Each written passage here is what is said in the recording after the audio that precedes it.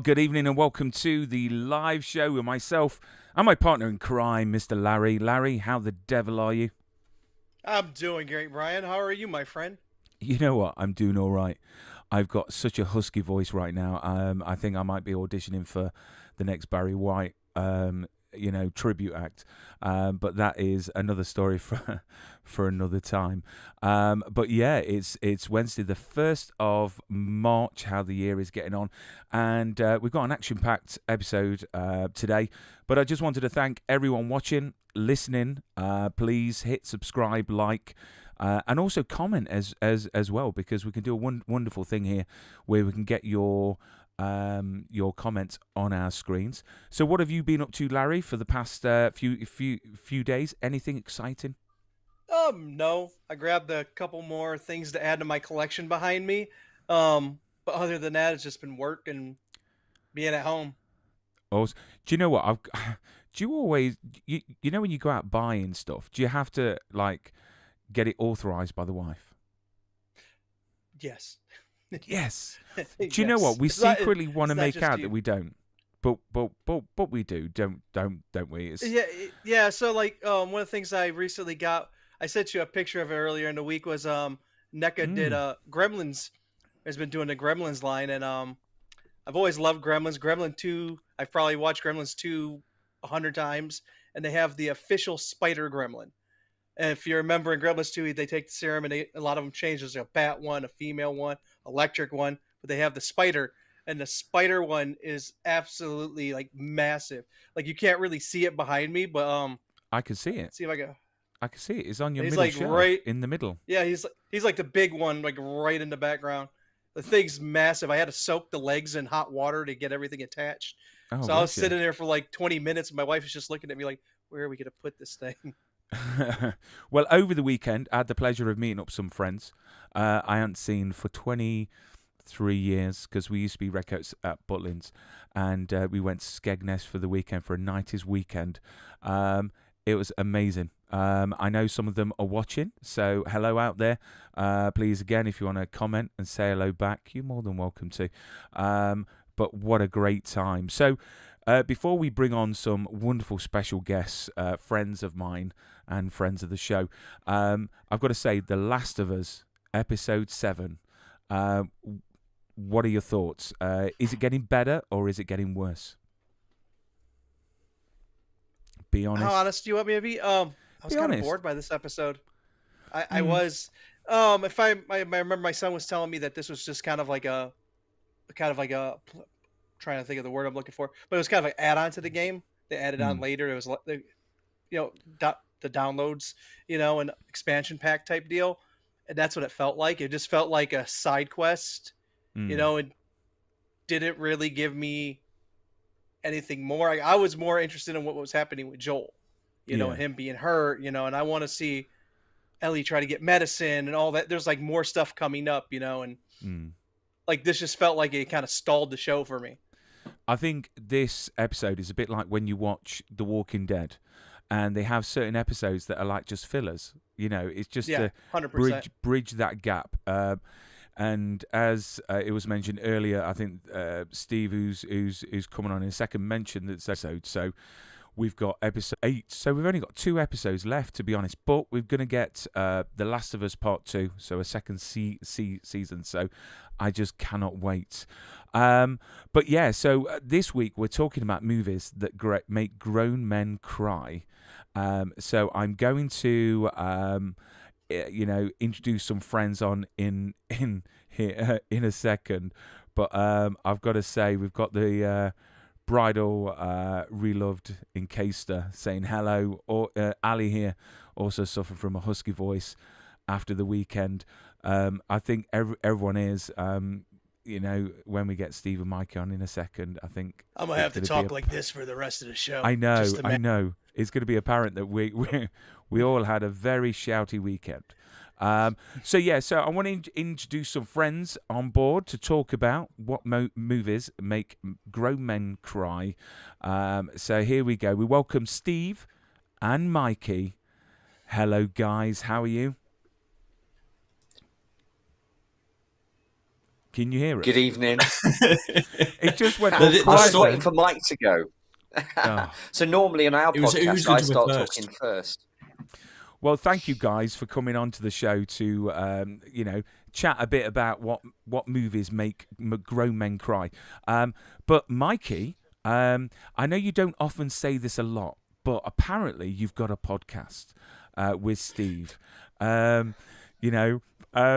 you could tell us all about your awesome podcast and tell the viewers and listeners who exactly you guys are and a bit about what you do as well. Well, we do indeed have a podcast, Brian. Thank you so much for reminding us. And your I never listeners. knew that. I never knew that. That's new to me. So we created this podcast based on a series of scripts we wrote around 17 or 18 years ago. And those scripts were based on Stephen and mine and yours and a few other people's experiences working in a holiday camp. And they were lost in the attic. And we came across them during COVID, actually. And Steve came up with this great concept of, why don't we just turn the reenactment of these scripts into a series of podcasts? And we didn't know at the time whether it was going to be any good. We hadn't seen this script and we couldn't even remember what was in it. So we decided to call the concept Bad Scripts. And it's based on The Last Resort, which is a holiday camp called Camp Holidays. Is that done it justice there, Steve? I think so. I think there was trepidation, wasn't there? We were concerned, would what we wrote when we were 21, 22 years old stand up to a modern audience? Would it be funny? Would it be dramatic? Would it be, what people wanted to hear? And I think essentially we wrote it for ourselves to be able to listen back and understand the differences in how we've grown as people and as consumers of it ourselves. So, then no one was more surprised than we were. The people listening in, and in all sorts of strange places to us, because what we do is very British humour. So to get 25% of our listener base comes from the States, which was a big shock to us, and it just kind of from there, didn't it? Yeah, we decided to carry on a little bit with it and add a bit more maturity into it. And we're just completing our second season right now. So we've released probably upwards of around 40 episodes so far. And we're just coming up to the end of the second one, which feels like it's taking forever because we have to write it and then we have to record it. And then at the same time, we're doing all these silly accents and we're trying to differentiate characters. And it's all audio based. So really very little visuals. And I don't think you realise how difficult it is to jump between 5 different accents in a single scene during a live read-through. We got a little bit better at it, but in the first series, we're just breaking up and we're laughing. And then because Steve and I are watching each other record, not in a weird way, or it might be weird, there is a few interspersed sexual scenes in there as well, and I having love to your stare face you're Steve in making. the eyes. It's having to look at Yeah. Steve while he's saying something quite sexual Suggestive. and trying to keep a straight face. Yeah, suggestive. Yeah.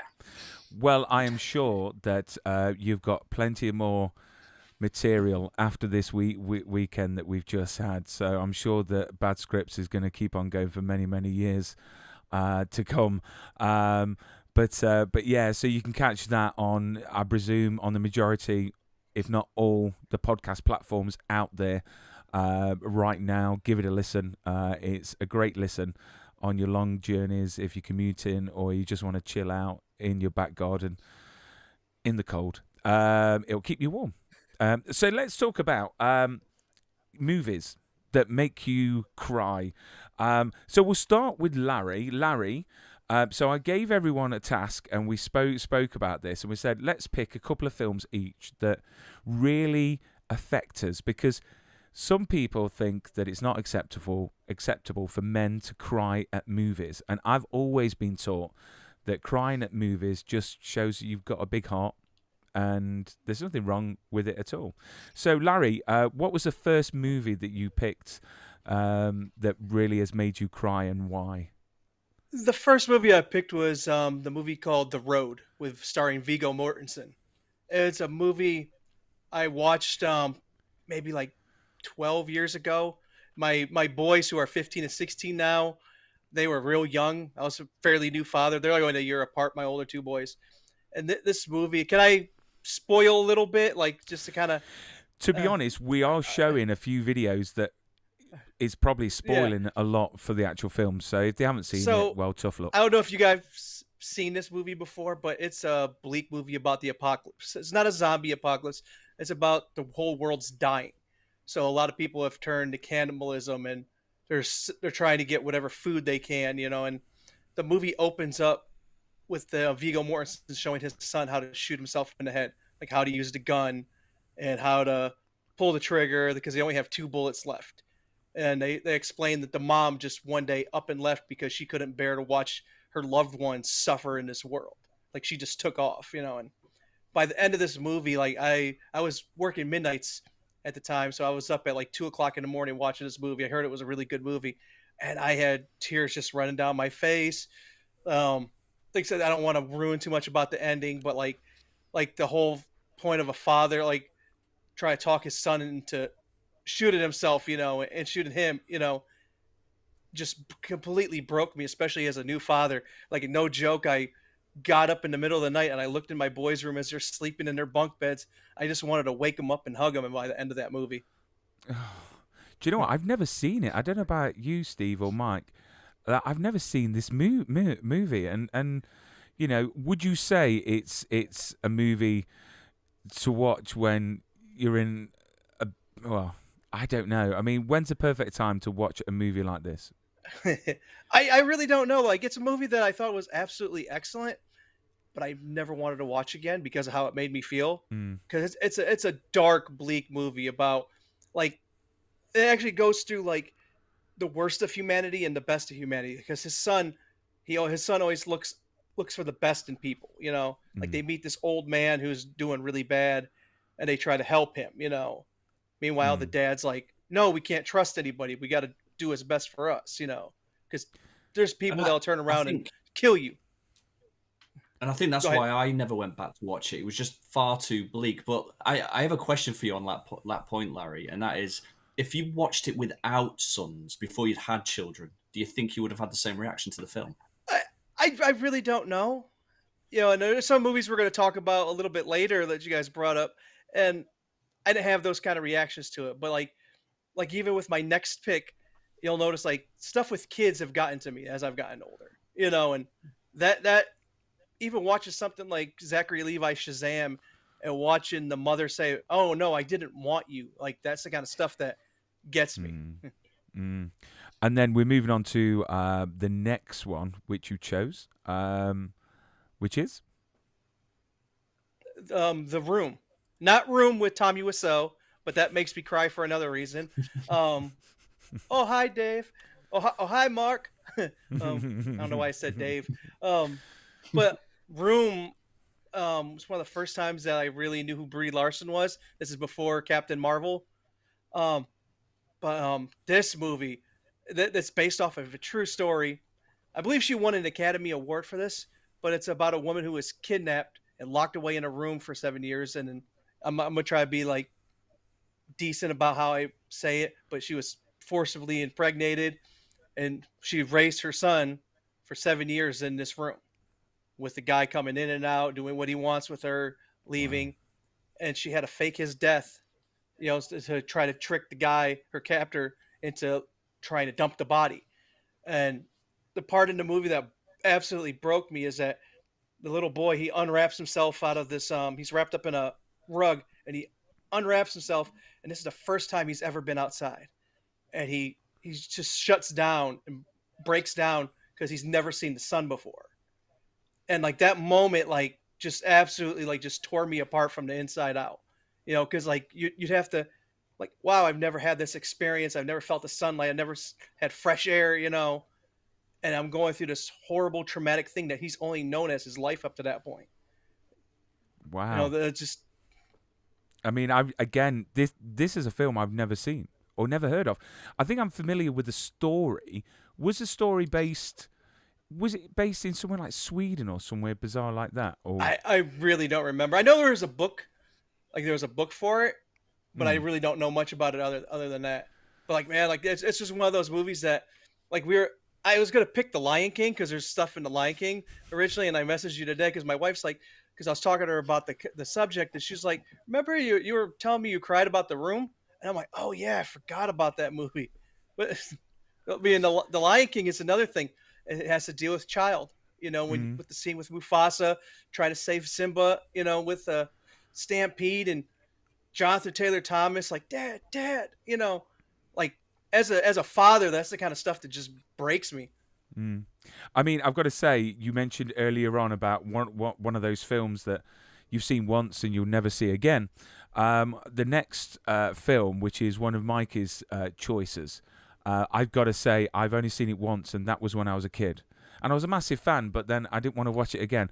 But I've got a bit of footage for all the viewers to understand probably the reason why we don't watch it again. This is, of course, Steven Spielberg's E.T.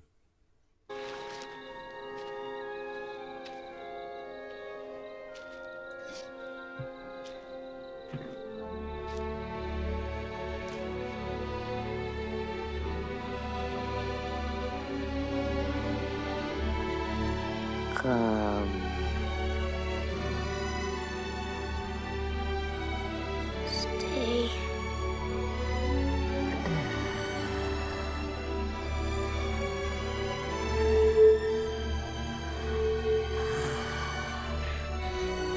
Ouch.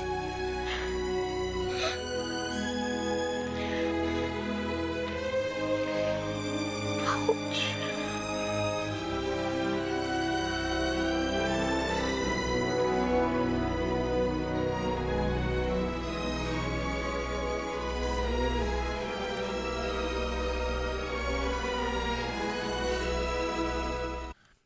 So yeah, Mikey, why E.T. for you? I honestly am fighting back that emotion right now. Do you know? And I've been thinking about this and thinking about why does it stir, and it still does even now. And I think there's a lot of reasons. I think the performances are so sincere from the kids. I would argue of any other film where there is more sincere. I mean, you just saw him there, Elliot, and that looked real. But the score by John Williams just Mm. evokes such emotion, and even now when I hear it or when I go back to this film, it just takes me to that time when I was a kid and I first watched this, and I did cry my heart out because I didn't want ET to go. And we're crying over what is essentially a brown turd, but they just brought it to life, and I think everything came together in that movie. And for me, it is a perfect 1980s film. Um, they could never make a sequel because it would never live up to the original. But the score by John Williams, absolutely pitch perfect, and the performances of the children just set it apart for me, and it always does invoke an emotion. And I've got to say, does anyone remember that McDonald's back in the day, they used to do the ET toys? And they did like a little spaceship that when you ran it across your table, the ET head would pop up and down as you're running it across the table. I don't know why I just remembered that. That's really bizarre. It's Now, I was saying unlocking with ET, emotions for you. if you ever get to come to the States and go to Universal Studios Florida, they have ET ride. My youngest son has disabilities, and he had a Make-A-Wish. We got to go to Universal, and one ride I had to go. I got to go on. It was the last ride we went there that day. Was the ET ride, and man, you talk about bringing back the feels. That ride, it starts you off on the bicycle, and you have a little ET head in front of you, and you get to go to ET's planet. You see little baby aliens in there. Like it sends you through the whole spiel of it. You know, you're flying over the city. I'm like, man, this is awesome. My kids are over here like, Dad, I don't get it. I'm like, I will push you off this ride.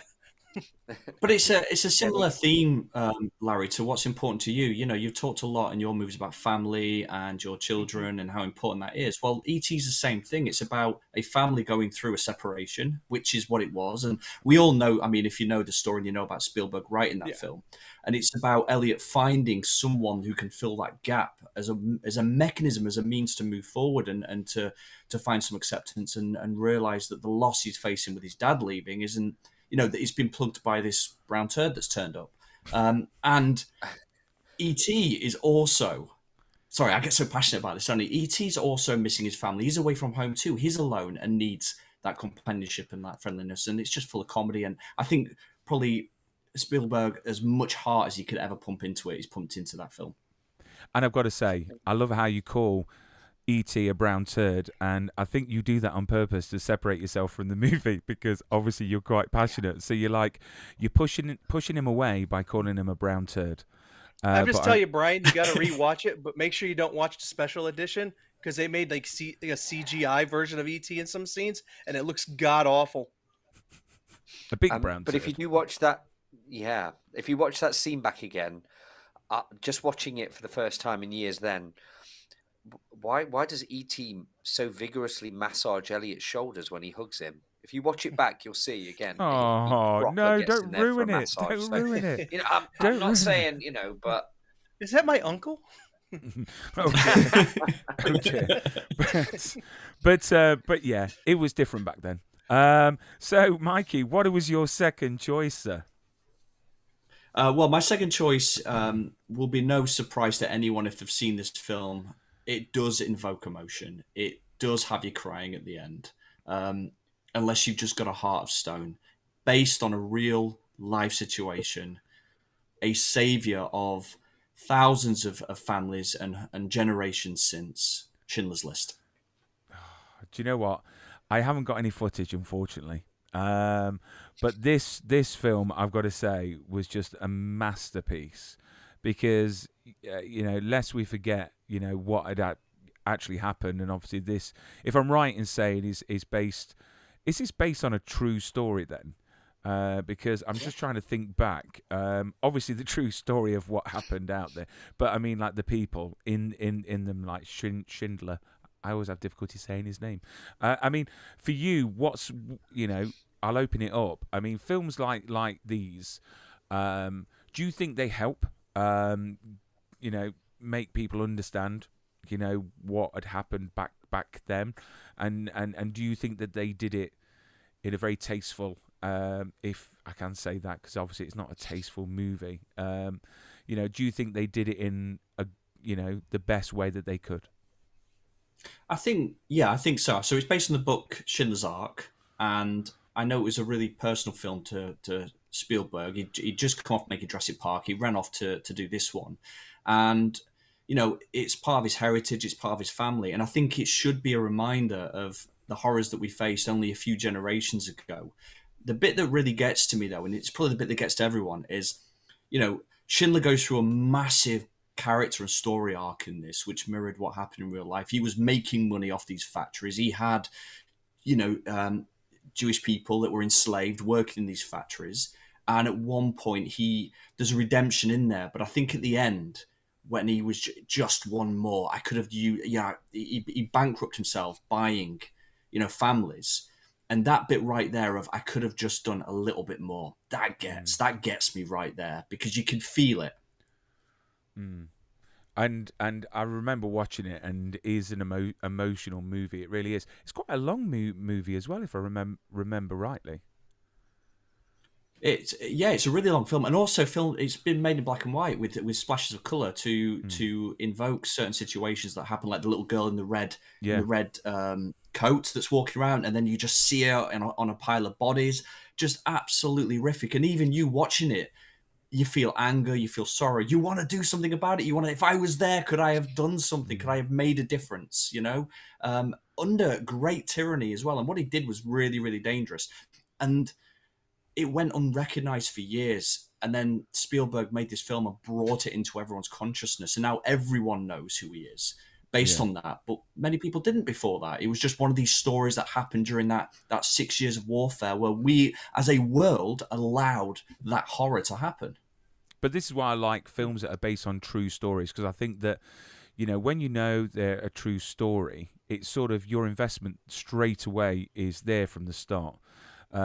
But how much pressure it must have on the filmmakers to get that film right, you know, and do it justice. It's incredible. And then we move over to Mr. Jones. You know, what is your first choice of a film that makes you cry like a little girl?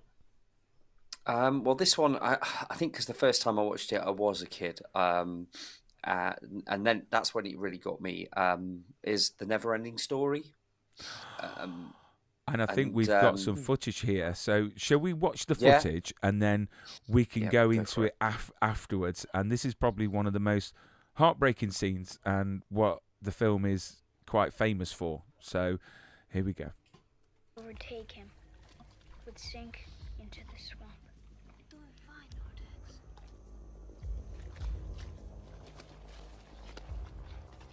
That's right.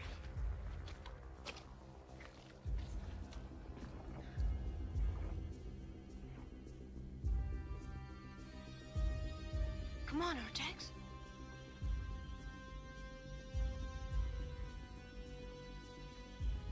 What's the matter? What's wrong?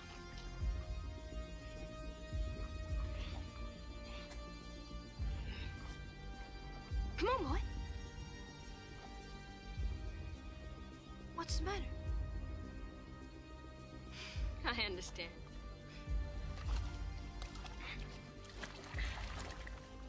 It's too difficult for you. Artax, you're sinking! Come on, turn around! You have to now!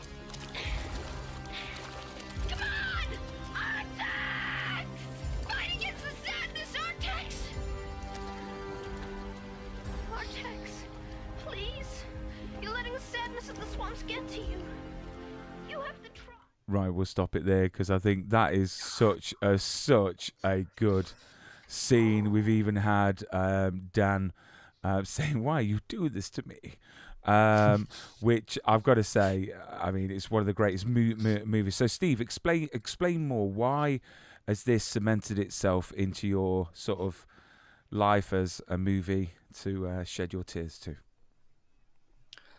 I think because usually when you watch kids' films, the danger's there, but they always, especially around that time, they always got out. You know, they were always saved at the last minute, and this didn't happen. Sadness literally swallowed the horse, and you know, it just, you can see Atreyu is literally begging him to not be sad, and there's nothing he can do to stop this sadness from filling him, and Artax, and dragging him under. And I think, you know, as a kid you don't necessarily realize it, but you're associating your own elements of sadness with it, and thinking, you know, what could I do to try and save this poor horse? You know, this companion that Atreus had for his journey, and you know, you sort of, well, don't you succumb to it as well, Atreus, please? And yeah, I think it just ups the stakes for the whole movie then, because no one is beyond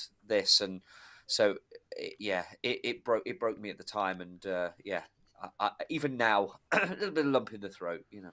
Oh, do you know what? I've got to say, I'm really looking forward to it. I've got a friend called Lisa Downs, and she is she basically is the founder of Life After Movies, and she made a great documentary of Life After the Navigator with Jerry Kramer, and obviously the one with Flash Gordon. But she's currently finishing up on one for the Never Ending Story. So Noah Hathaway, that plays Artreo, you'll find out about his life as well, from starring in Never Ending Story, Trolls, as well as many other projects, and that is coming out very, very soon. So I cannot wait for that. And what other choices did you have? Oh, I had The Green Mile. The Green Mile, literally. Awesome film. William Sadler, who's in this film, has been on the show as well. Lovely man. Now he's like a granddad. He really, really is. But let's have a little look at probably one of the most heartbreaking scenes from. I'm basically trying to get you guys crying. Literally, unless you guys cried, this is never ending. So here we go with a bit of Green Mile. Does it hurt yet? I hope it does. I hope it hurts like hell. John Coffey, you have been condemned to die in the electric chair by a jury of your peers, sentence imposed by a judge in good standing in this state. Do you have anything to say before sentence is carried out? I'm sorry for what I am.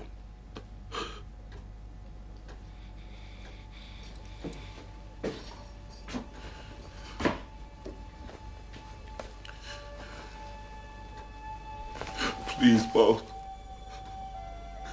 Don't put that thing over my face. Don't put me in the dark. I was afraid of the dark.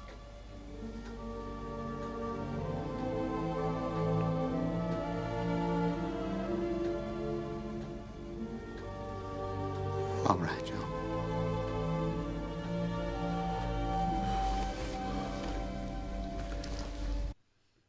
So The Green Mile is one of those films that is just so.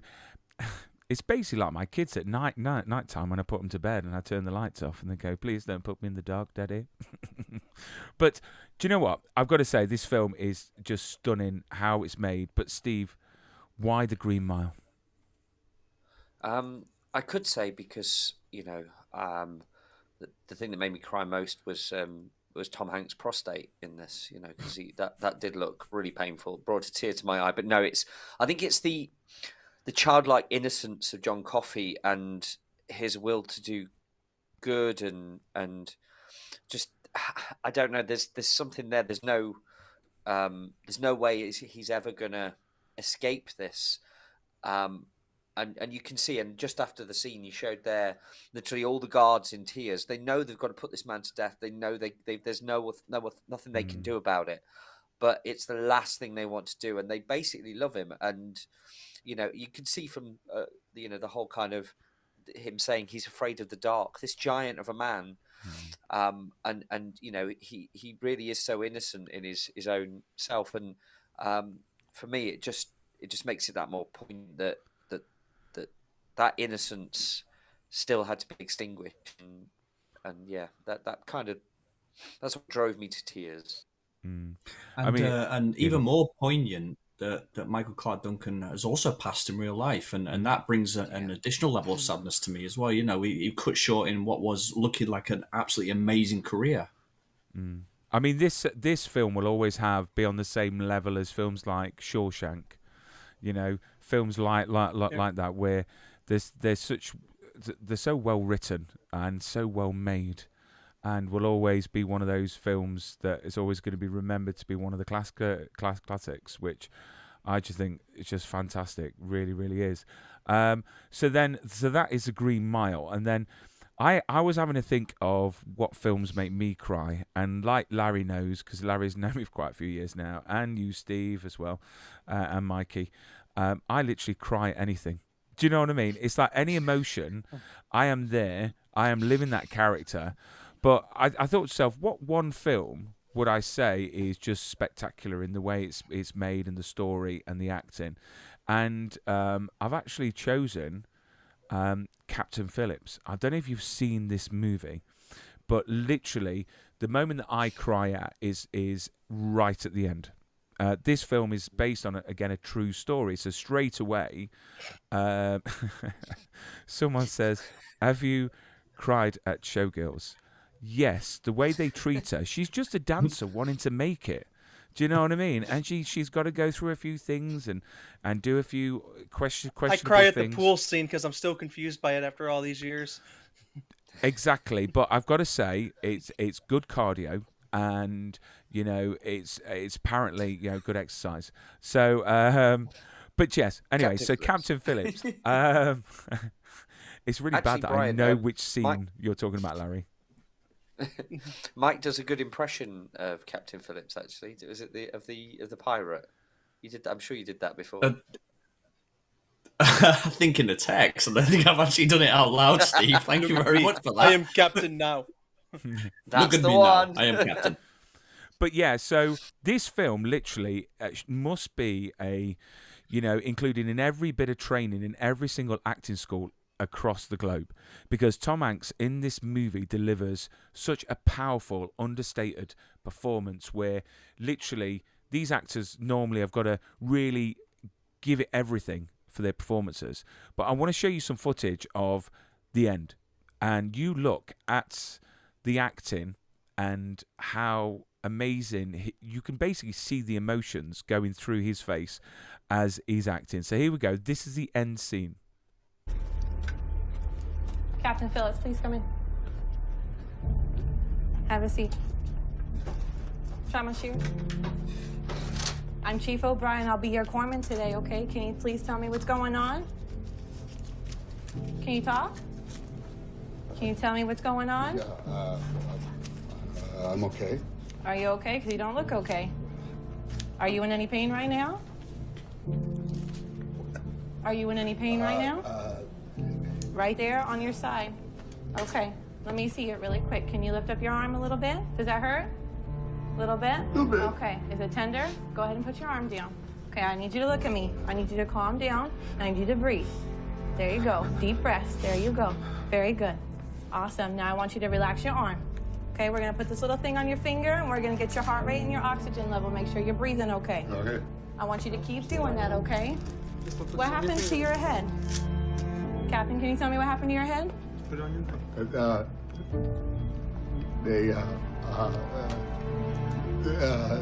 is. It's okay. Take your time. Take your time. There's a 2-centimeter laceration on the left eyebrow.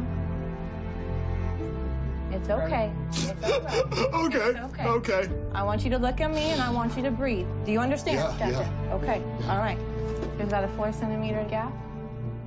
Little laceration there on the left temple. Okay. Very good. All right. You're doing great, okay? Did all this blood come from your eyebrow and your head? What? Did all the blood come from your eyebrow right here and on your head? Well, Or not all of this? No, not all of it. Okay. That's not mine. Okay. All right. All right. Look at me.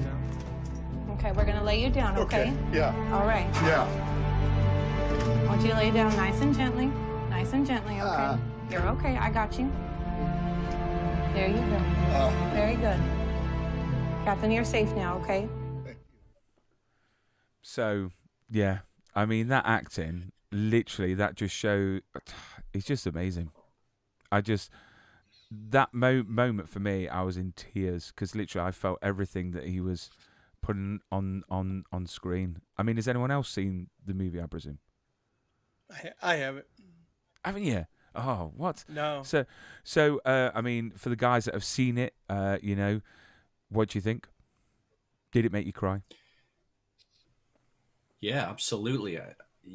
It's shock and trauma all coming at him at the same time to the point where he can't process what he's being asked. And that, right, I mean, I think that's a really real response to how you would be to that when you come out the back end of it and you realize, A, you're safe, but B, you're dealing with all that emotion and fear. You can't process it. No.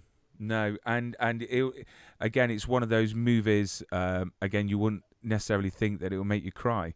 But I think that everything that the captain went through, and then at the end, it's just incredible. It really, really is. But yeah. So thank you guys for joining us to talk about some of the films that make men cry. So I wanted to just quickly go over the fact that Bad Scripts, Mikey, you've got a podcast, mate, with Steve. Obviously available on all podcast platforms, and it is an absolute hoot to listen to. It really, really is. And I hope you have many, many years of great content. That being said, I'm not coming out for another weekend, so you'd have to ask someone else for a while. I have got to say, Larry, thank you once again, being my partner in crime, for joining me to chat about The Last of Us and movies that make us cry. We're back again next week, same time, 8 o'clock UK time, 3 p.m. Eastern Standard Time. But we're going to say farewell. Any parting words, guys? Just thank you for having us. It's been a real blast. Thank you, Brian. Thank you, Larry. And hopefully we will see you again soon. Right. Brian made me do it. Thank you, guys. I'm going for a cry now.